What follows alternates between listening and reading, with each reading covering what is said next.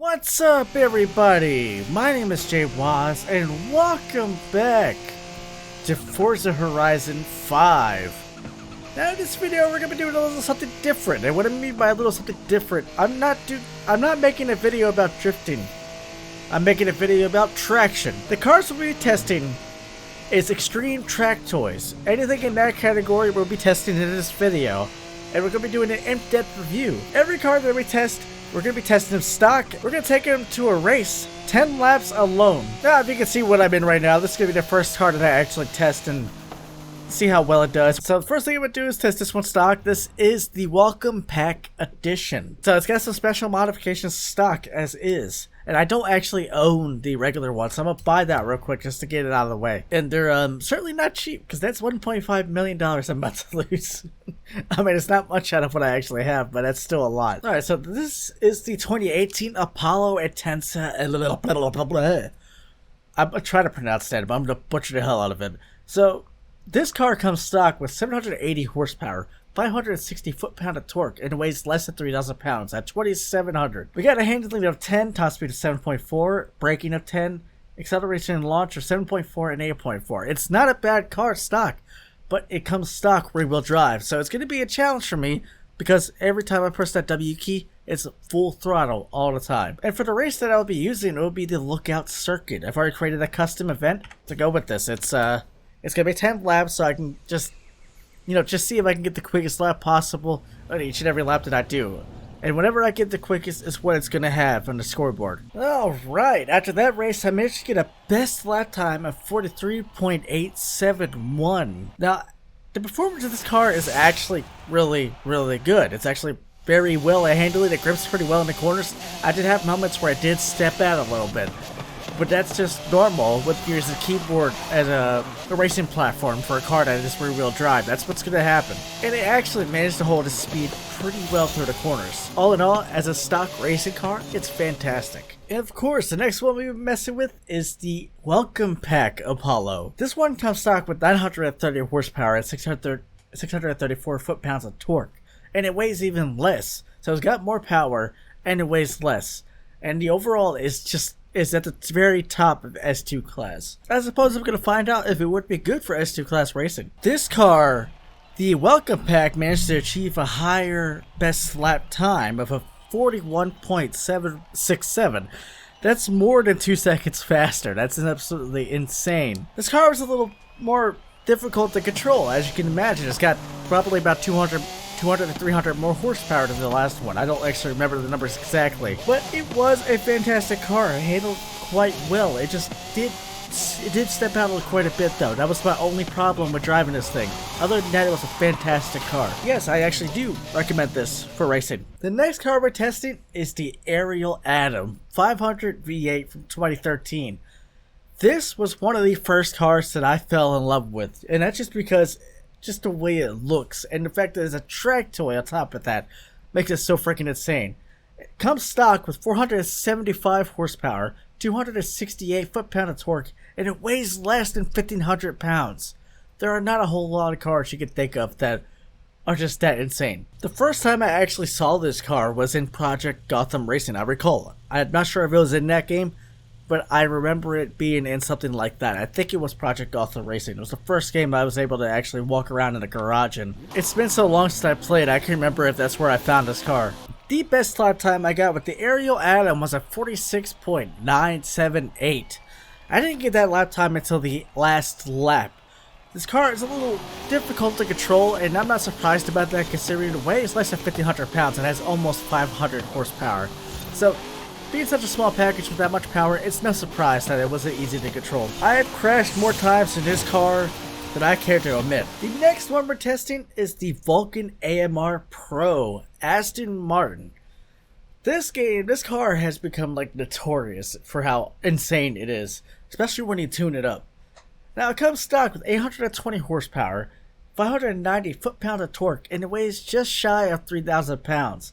So it's definitely a little heavier, you could say, than the other ones. It also has a higher speed rating than the other ones, so there's a good chance I might get a faster lap time, but it does have a less handling rating than the Intensa does, the Apollo. This car sits in like right in the middle of S2 class, so it's got some wiggle room when it comes to tuning. It could probably possibly increase the aero or possibly just swap out the tire tread. I think this comes with slick tire compound, unlike the other ones. Yes, it comes with slick tire compound, while the other ones came with semi-slicks. I'm actually not a big fan of this car.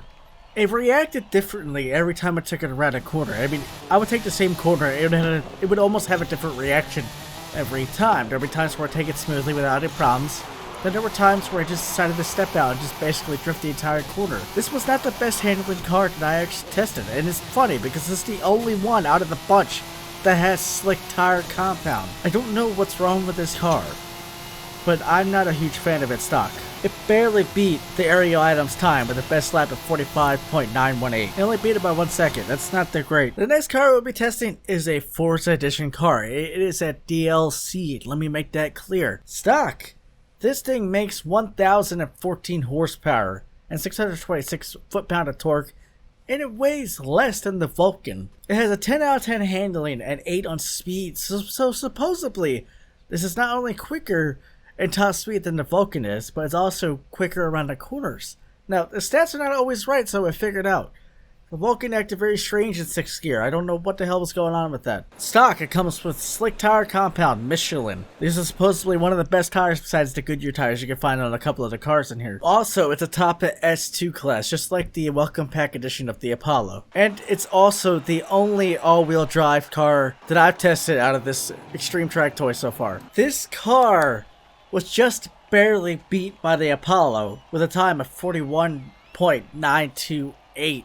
The traction on this car is freaking unbelievable, but even with that extra horsepower, it still had some understeer, which is kind of expected when you have an all-wheel drive car. This one's only one in here that, like I said, it's been tested, that has all-wheel drive stock. Now, given the size of the vehicle, it's no surprise to me that I could not beat the lap time. I got very close, but I didn't.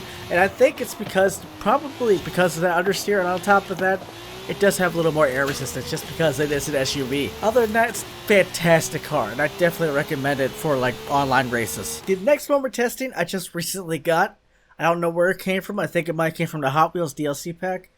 Is this BT62 2019? The Brabham, I don't know if I'm saying that right. I'm probably butchering it. Has a stock power of 700 horsepower, 492 foot-pound of torque, and it weighs 2,300 pounds. This is the second lightest car with the bunch that I've tested so far. It has a little less on the speed, but it has 10 out of 10 handling. So, given the fact that it's a rear-wheel drive, I don't expect the acceleration and launch to be crazy.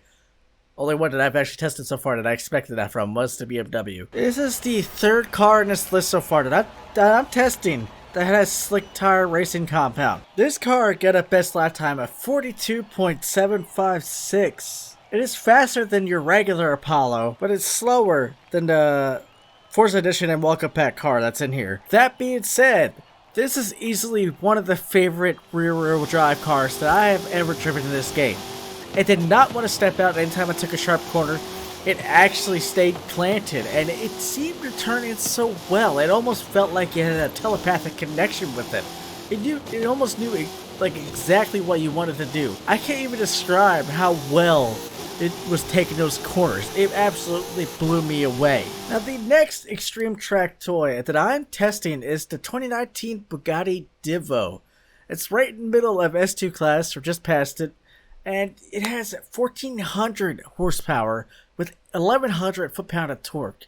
And it is also the heaviest. Not only is it the most powerful, it is the heaviest track toy that I'm testing so far. It's got a 9.9 on handling with absurd speed, so it might be pretty damn quick around the track, but I also have a feeling that I might struggle a little bit. Just because of how heavy it is. I'm probably going to be able to tell it's heavy. This one comes with semi-slicks instead of slick tire compound. Alright, we get a best lap time of a 45.02. It did do better than the Ariel Atom, the Vulcan.